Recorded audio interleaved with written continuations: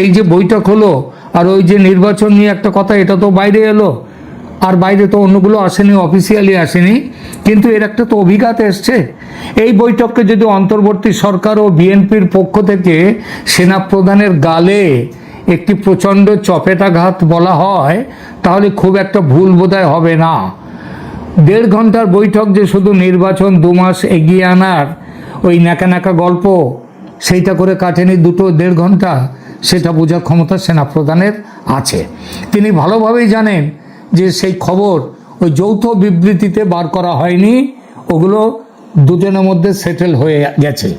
তিনি ভালোভাবেই জানেন সেনাপ্রধান জানেন যে মধ্য ফেব্রুয়ারিতে ভোট হবে না। যৌথ বিবৃতির ভাষায় এমন মারপ্যাঁচ আছে যে ভোট হওয়ার সম্ভাবনা 0%। একবার বিবৃতির বয়ান শুনুন, আপনিও কিন্তু মানতে বাধ্য হবেন যে কি হচ্ছে, কি বলছে। বিবৃতির একটু অংশ পড়ছে, সেখানে বলা হয়েছে যে রমজানের আগে সকল প্রস্তুতি সম্পন্ন করা গেলে 2026 সালের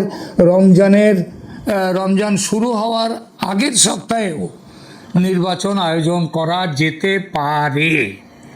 সেক্ষেত্রে সেই সময়ের মধ্যে যদি নির্বাচন আয়োজন করা যদি যেতে পারে, তাহলে সেই সময়ের মধ্যে সংস্কার ও বিচারের বিষয়ে পর্যাপ্ত অগ্রগতি অর্জন করা প্রয়োজন হবে। বিচার মানে কার বিচার? বোঝাই যাচ্ছে আওয়ামী লীগের শেখ হাসিনা এবং তার দলীয় নেতাকর্মীদের, তাদের বিচার সেটা সম্পন্ন করতে হবে। আর সংস্কার সংস্কার তো ওই যে নির্বাচনী সংস্কার, সংবিধান সংস্কার, সংশোধন, এই যে সব ব্যাপারগুলো তার মধ্যেই চলে আসছে। কিন্তু জুলাইয়ের যে ঘোষণাপত্র কিন্তু এর মধ্যে চলে আসছে এই সংস্কারের মধ্যে। তো এটাও কিন্তু মেনে নিয়েছেন আমাদের তারেক রহমান জি। আনপড় লোক বুঝছে যে তারেক রহমান যে এই যে নির্বাচন নিয়ে যে কথা বলা হয়েছে যৌথ বিবৃতিতে, তার ফলাফল শূন্য, তার কোনো ভ্যালু নেই। আর সবাই বুঝতে পারছে, তারেক রহমান বুঝতে পারছেন না এটা হয় কখনো। আসলে তারেক জানেন সব কিছু, এবং তিনি এটাও জানেন ভোট 26 ফেব্রুয়ারিতে হবে না, এমনকি সে সারা বছরে হবে কি না সেটাও সন্দেহ। সংস্কারের কাজ শেষ হবে না, আর শেষ না হলে ভোট হবে না। বিচারের কাজ শেষ হবে না, বিচার শেষ না হলেও ভোট হবে না। তাহলে তারেকের প্রধানমন্ত্রীত্বের কি হবে? জুলাই ঘোষণাপত্র গৃহীত হলে সংবিধান বাতিল, যেটা বুঝিয়েছেন ইউনূস সাহেব। সংবিধান বাতিল, রাষ্ট্রপতি চুপ্প বাতিল, নতুন রাষ্ট্রপতি হবেন ইউনূস এবং তার প্রধানমন্ত্রী হবেন তারেক রহমান। এইটাই তো ঠিক। ভোট না করেই যদি জয় হয়ে যায়, পোস্ট পাওয়া যায়, দখল করে নেওয়া যায়, তাহলে খামোকা টাকা খরচ করার দরকার কি? বরং সেই টাকায় আরও কয়েকটা দেশ ঘুরে নিতে পারেন আমাদের প্রধান উপদেষ্টা, তিনি তো তখন রাষ্ট্রপতি হয়ে যাবেন।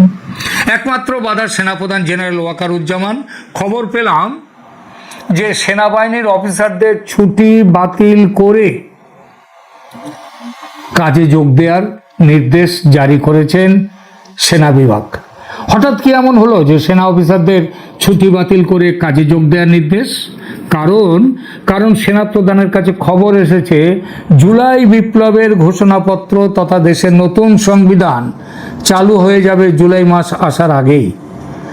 আর সেটা জুলাই মাস সংবিধান যদি একবার জমা পড়ে যায়, তার চালু হয়ে যাওয়া, গৃহীত হওয়া।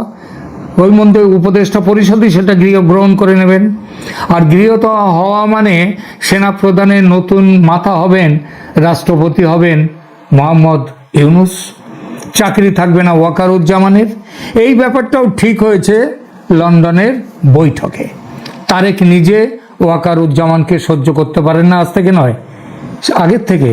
সেই যে গ্রেনেড মামলা, তখন থেকেই। সেই সময় কিছু শুনেছি থাপ্পড়ও খেয়েছিলেন সেনাবাহিনীর লোকের কাছে, ধাক্কাধাক্কি মারধর খেয়েছিলেন। এটা অবশ্য অনেক সেই সময়ের। সেনাপ্রধান এবার শোডাউনের জন্য সত্যি তৈরি হচ্ছেন মনে হচ্ছে। হাসিনা পুত্র সজীব ওয়াজেদ জয়, তিনি দিল্লি এসেছেন মায়ের সঙ্গে দেখা করতে। আসছেন লন্ডন থেকে টিউলিপ সিদ্দিকী। আর সাইমা ওয়াজেদ পুতুল তো দিল্লিতেই থাকেন। রেহানা